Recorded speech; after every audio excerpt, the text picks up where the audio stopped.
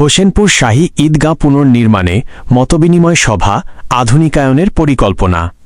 নিজস্ব প্রতিবেদক হোসেনপুরের ঐতিহ্যবাহী শাহী ঈদগাহ ময়দানটিকে আধুনিক সুযোগ সুবিধা সম্বলিত করে পুনর্নির্মাণ করার লক্ষ্যে এক বিশাল আলোচনা ও মতবিনিময় সভা অনুষ্ঠিত হয়েছে।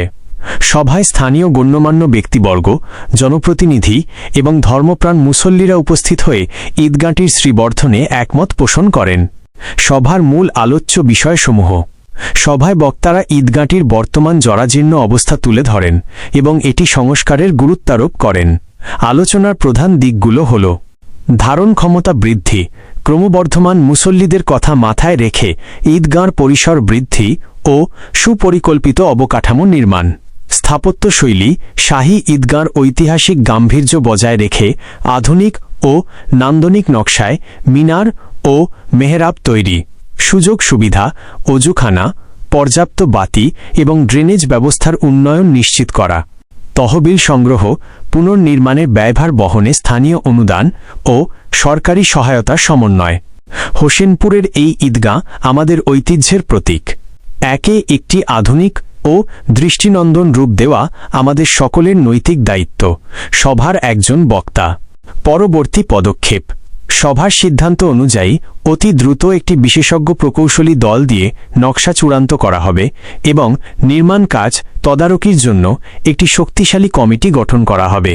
উপস্থিত সকলে এই মহৎ উদ্যোগে স্বতঃস্ফূর্তভাবে আর্থিক ও মানসিক সহযোগিতার আশ্বাস দেন। তথ্যচিত্রের ডাইস রিপোর্ট। হোসেনপুর টিভির অগ্রযাত্রা ও প্রতিষ্ঠাতা মোহাম্মদ বাবুল মিয়া। সবাই একত্রিত হইয়া সবাই টাকা পয়সা কালেকশন করে এবং কমিটির মাধ্যমে ঈদগাহটাকে উন্নয়ন করার চেষ্টা করে। আমি আপনাদের সাথে ইনশাআল্লাহ আছি এবং থাকবো। এইখানে বক্তৃতা দেওয়ার কিছুই নাই।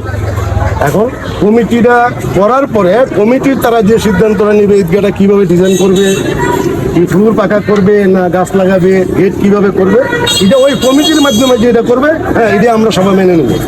কারণ সবার মত নিয়ে কিন্তু কাজ করা যাবে না। কাজ ধরতে গেলে তুমি যেটা ভাইছো এখানে পরে 3 লক্ষ টাকা দ্বারা মুক্তা করেছি, তাইলে কাজ ধরবে ধরা পরে তুমি কমিটি করো।